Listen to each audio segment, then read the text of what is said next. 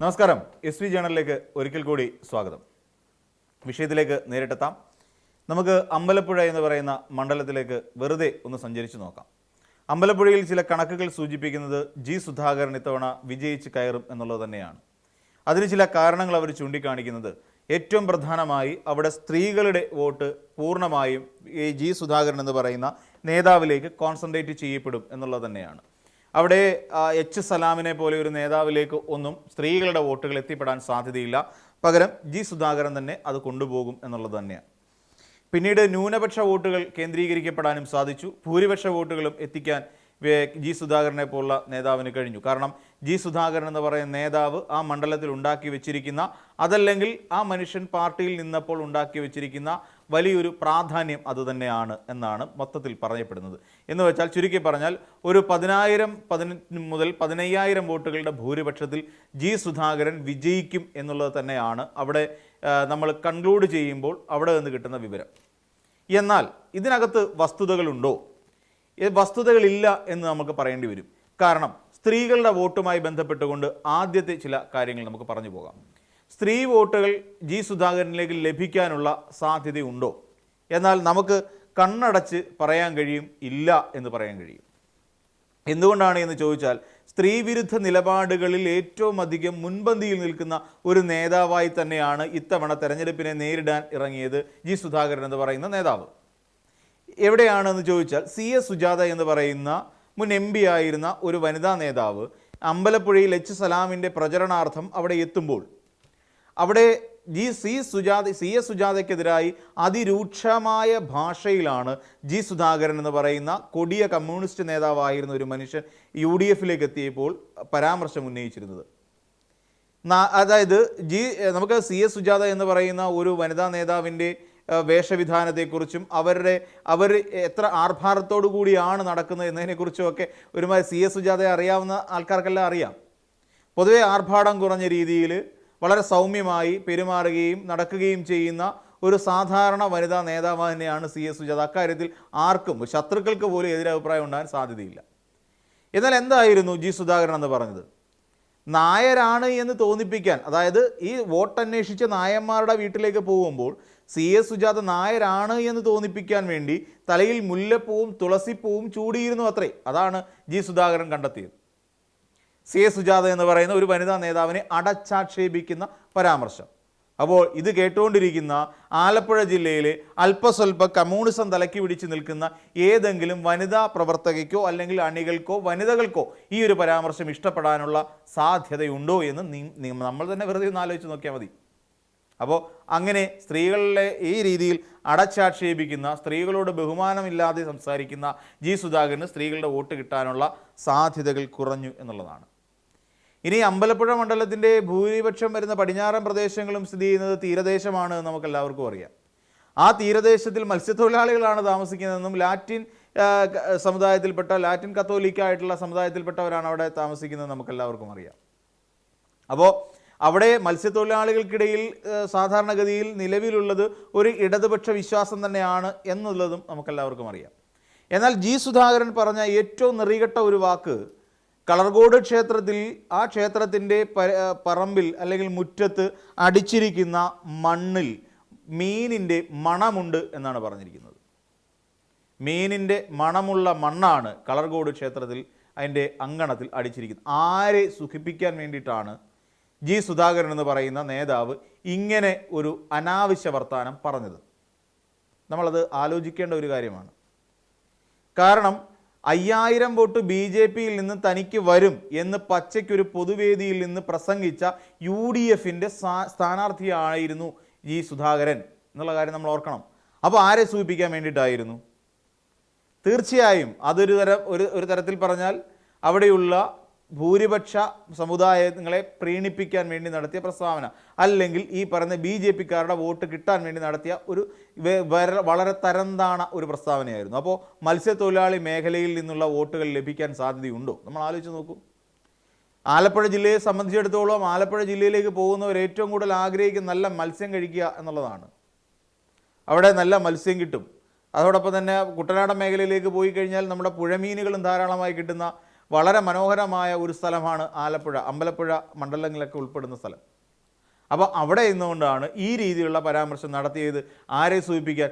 5000 വോട്ടുകൾക്ക് വേണ്ടി, BJP യിൽ നിന്ന് വന്നു ചേരാനുള്ള 5000 വോട്ടുകൾക്ക് വേണ്ടി നടത്തിയ വൃത്തികെട്ട നെറികെട്ട ഒരു ഡയലോഗ്. മത്സ്യത്തൊഴിലാളികളെ അടച്ചാക്ഷേപിച്ചു എന്നുള്ളതാണ്. പിന്നീട് നമ്മൾ ആലോചിച്ച് നോക്കിയാൽ നമുക്കറിയാൻ പറ്റുന്ന പോലെ അവിടെ വർഗീയ തീവ്രവാദം ആലപ്പുഴ ജില്ലയിൽ അമ്പലപ്പുഴ മണ്ഡലത്തിൽ നടക്കുന്നു എന്നുള്ളതും ജി സുധാകരൻ അവിടെ കൊട്ടിഘോഷിച്ച് പറഞ്ഞ ഒരു പ്രഖ്യാപനമാണ്. അപ്പോൾ ഇത്രയും കാര്യങ്ങൾ ജി സുധാകരൻ എന്ന് പറയുന്ന ഒരാൾ അവിടുത്തെ സ്ത്രീകളെയും അതോടൊപ്പം തന്നെ സാമുദായികമായും തകർക്കുന്നതിന് വേണ്ടിയിട്ടും അവിടുത്തെ ഒരു തൊഴിൽ മേഖലയെക്കുറിച്ചും മോശമായി പരാമർശിച്ചു എന്നുള്ള കാര്യത്തിൽ യാതൊരു തർക്കവും ഇതുവരെ ആർക്കുമില്ല. പിന്നെ എങ്ങനെയാണ് ഈ വിഭാഗങ്ങളിൽ നിന്നുള്ള വോട്ട് നേടിക്കൊണ്ട് ജി സുധാകരൻ വിജയിച്ച് കയറുന്നത്? അതും 15000-ഓളം വരുന്ന വോട്ടുകൾ. ഇനി പാർട്ടി വോട്ടുകൾ കിട്ടിയിട്ടാണോ ജി സുധാകരൻ ജയിക്കാൻ ചോദിച്ചാൽ അങ്ങനെ ഒരു സാധ്യതയേ ഇല്ല. എങ്ങനെയാണ് പാർട്ടി വോട്ടുകൾ അവിടേക്ക് കിട്ടുക? കാര്യം അവിടെ പുന്നപ്ര വയലാറിലെ വലിയ ചുടുകാട്ടിൽ കിടക്കുന്നതെല്ലാം അവിടുത്തെ CPM-കാരുടെ ഏറ്റവും പ്രിയങ്കരായ സഖാക്കന്മാരാണെന്ന് അവിടെ കിടക്കുന്ന എല്ലാവരും. ഒരു കാലത്ത് ഇവിടെ കേരളത്തിൽ കമ്മ്യൂണിസത്തെ അല്ലെങ്കിൽ ഇവിടുത്തെ കർഷക സമരങ്ങളെ മുന്നിൽ നിന്ന് നയിച്ച ഇവിടുത്തെ വ്യവസ്ഥിതികളോട് ധീരമായി പൊരുതി വീരമൃത്യു വരിച്ച നിരവധി രക്തസാക്ഷിത്വം വഹിച്ച നിരവധി സഖാക്കന്മാർ ഉറങ്ങുന്ന മണ്ണാണ് അമ്പലപ്പുഴയുടേത്. അവിടെ ജി സുധാകരൻ എന്ന് പറയുന്ന നേതാവ് കാട്ടിയത് ആ സഖാക്കന്മാരോട് കാട്ടിയ അനാദരവിനപ്പുറം അവരെ പിന്നിൽ നിന്ന് വീണ്ടും കുത്തുന്നതിന് തുല്യമായിരുന്നു എന്നുള്ള വിവരം അവിടെയുള്ള എല്ലാ കമ്മ്യൂണിസ്റ്റുകാർക്കും വളരെ വ്യക്തമായി മനസ്സിലാക്കിയ കാര്യമാണ്. പിന്നെങ്ങനെയാണ് അവിടുത്തെ സഖാക്കന്മാർ തിരിഞ്ഞു കുത്തുന്നത്, മാറിക്കുത്തുന്നത്? ജി സുധാകരൻ കാണിച്ച ഒരു നെറുകേട് കാണിക്കാൻ അവിടെയുള്ള ഒരു അണികളെ കൊണ്ടും ഒരു പ്രവർത്തകനെ കൊണ്ട് പോലും സാധിക്കില്ലെന്നേ.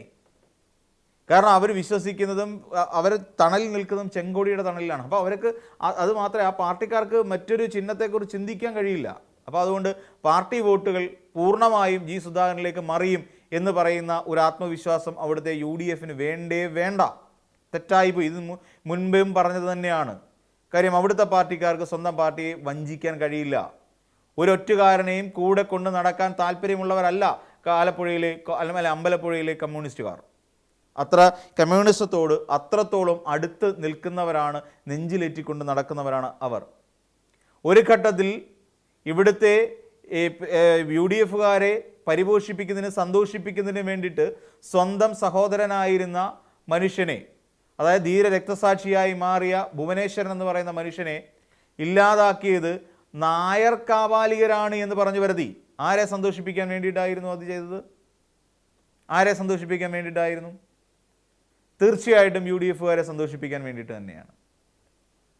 പിന്നെ അത് മാത്രമല്ല, അവിടെയുള്ള ഈഴവ സമുദായത്തിൽപ്പെട്ട ഒരു വിഭാഗം വോട്ടുകളുടെ പിന്തുണ ലഭിക്കുന്നതിന് കൂടി വേണ്ടിയിട്ടാണ് എന്ന് പറയേണ്ടി വരും. പിന്നീട് എന്താ പറഞ്ഞത്? അവിടെ ഒരു കാലം നമുക്കെല്ലാവർക്കും അറിയാം, KSU-കാരാണ് ആ പറയുന്ന ധീരനായ രക്തസാക്ഷിയെ കൊലപ്പെടുത്തിയത് എന്നുള്ള കാര്യം ഒരുമാതിരിപ്പെട്ട ചരിത്രം അറിയാവുന്ന ഏവർക്കും അറിയാം. അദ്ദേഹത്തോട് കാട്ടിയ വഞ്ചനയല്ലേ ജി സുധാകരൻ?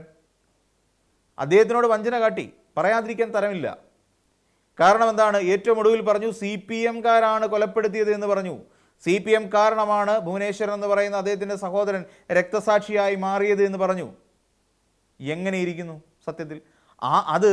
ആ മനുഷ്യനോട്, ആ ധീര രക്തസാക്ഷിയോട് കാട്ടിയ അനാദരവായി തന്നെ കാലം വിധി എഴുതുക തന്നെ ചെയ്യും. ഇതവിടെയുള്ള ആലപ്പുഴയിലുള്ള അമ്പലപ്പുഴയിലുള്ള ഓരോ സഖാക്കന്മാർക്കും വളരെ കൃത്യമായിട്ട് അറിയാം.